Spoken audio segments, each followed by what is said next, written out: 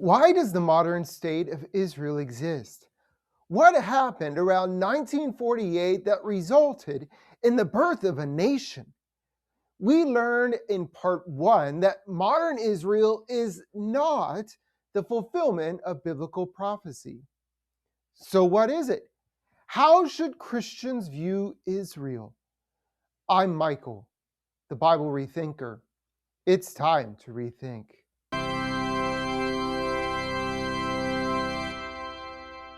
The truth is, there is no modern nation that exists to fulfill biblical prophecy. The legitimacy of Israel cannot be weighed on the basis of a biblical text. We must look to historical grounds.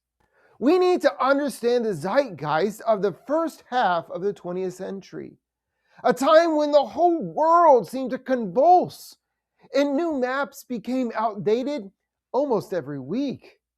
Let me give you a sense of the chaos. Let's back up a year to 1947. And let's go further east to India. India had been under the rule of the British Empire for 90 years.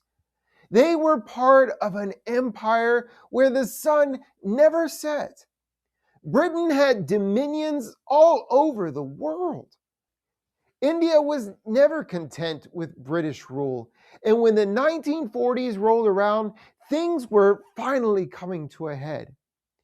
It was time for Britain to leave and India to self-govern. But there was a problem.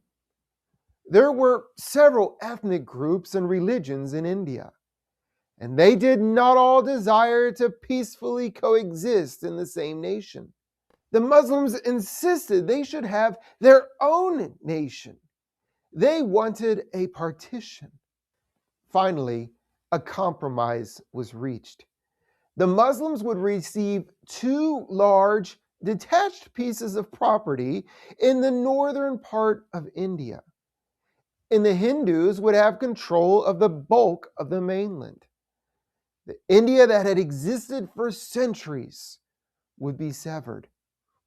Two new nations were created, India and Pakistan. The detached property under the control of Pakistan that bore the name East Pakistan eventually became Bangladesh when the Bangla people of the region won a war for independence. But when India first decided to split into a Muslim and a Hindu territory, it seemed like a great resolution, right? Except it wasn't. During the partition, millions of people were forced to leave their homes based on their religion. Hundreds of thousands, perhaps millions, estimates differ.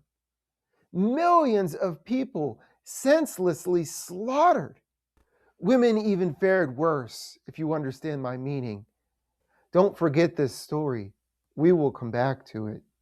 This was the century that brought an end to empires, the style of government that had ruled the world for millennia. India is just one example of struggles and bloodshed that occurred all over the world. Empire is a word that could be used to describe many European nations at the beginning of the 20th century. The United States would have to be included in that number as well. Vast regions throughout the Americas, Africa, Asia, and even the Middle East all fell under their dominion. But as early as the mid-19th century, the winds of nationalism began to blow in earnest. People groups all over the world had grown tired of being controlled by foreign powers. They wanted to create their own nation, characterized by their own ethnic group. It was Bosnia's desire for freedom that motivated the assassination of the Archduke Ferdinand, which triggered the First World War and the loss of millions of lives. And even after the First World War came to a close, new wars were starting in the Balkans. Groups like the Serbs, Bulgarians, Albanians, Croats, and more were all vying for independence and control. long-standing grievances held by the Irish toward Great Britain escalated into violence that finally resulted in Ireland's independence. And these stories are representative, not exhaustive. Do you remember the fictional story Fiddler on the Roof? It took place in a fictional Ukrainian town under the control of the Russian Tsar. At the end of the story, when they have to leave, the matchmaker, Yente, told Tevye she was going to Israel. This was about 1905, when the land was still part of the Ottoman Empire, an empire that fell during the First World War. Speaking of Israel, Britain conquered that part of the world from the Ottoman Empire during the First World War. At the conclusion of the war, Britain and France essentially carved up the Middle East without awareness, or perhaps without respect, of the various ethnic groups that lived within it. The region of Palestine had Muslims, Christians, and Jews who had already been streaming back to this land. Then came the horrors of the Second World War. The Jewish people living in Europe suffered unspeakable horrors. When the war was finally over, there was question about what to do with all the Jewish refugees in a devastated Europe. By 1948, Britain did not administer Palestine directly, but they had a controlling influence over the region. With the approval of the Allied nations, they had plenty of power to restore a nation of Jews and call it Israel. Everyone else seemed to be getting their own nation. Why not Israel? But the creation of Israel came at tremendous cost. The property wasn't vacant. There were Palestinians who were displaced, made to leave their homes to be inhabited by someone else. Many ended up in refugee camps. Some have descendants who live there to this day. Resentment shouldn't come as a surprise. The United States sits on land that once belonged to a plethora of native tribes. What if, with a noble desire to restore land that was taken from the native people, all the residents of New Jersey were obliged to move to other states so the ancient tribes could reoccupy their land? It isn't hard to see the people of New Jersey becoming angry with such a scenario. Let's take this thought experiment a step further.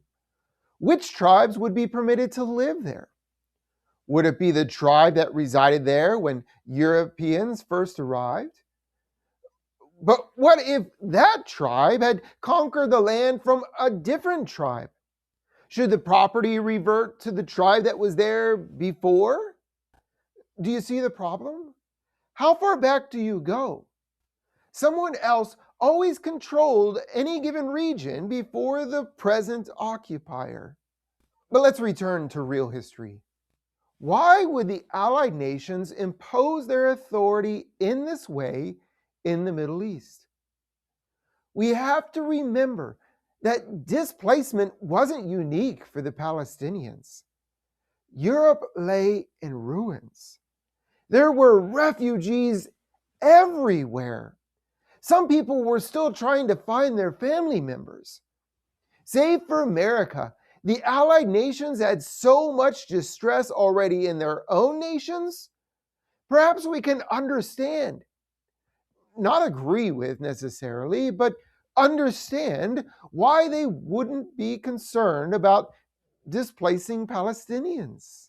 The same thing was happening repeatedly in Europe throughout the first half of the 20th century. And don't forget the debacle in India. Nation creation was not Britain's forte. Was anyone's understanding of the Bible a driving force in all this? There were certainly Christians who supported a restoration of Israel. They thought it would fulfill biblical prophecy. But even if they were misunderstanding the Bible, and I think they certainly were, that doesn't mean Israel shouldn't be a nation. There was a deep sense of horror in response to the Nuremberg trials. It was during these trials of high-ranking Nazi officials when all the world finally discovered the horrific atrocities and the utter depravity of the concentration camps. When the Allies first arrived to liberate the camps, they were there. Bodies, corpses, everywhere, in piles. Thousands who were still living when help arrived were so severely emaciated, their bodies were unable to be sustained with food or drink, and they soon died. These were brothers, fathers, daughters, mothers, sons, sisters, infants, all tortured beyond description until they perished. There was a sense of collective guilt and a desire to ensure history would never repeat itself.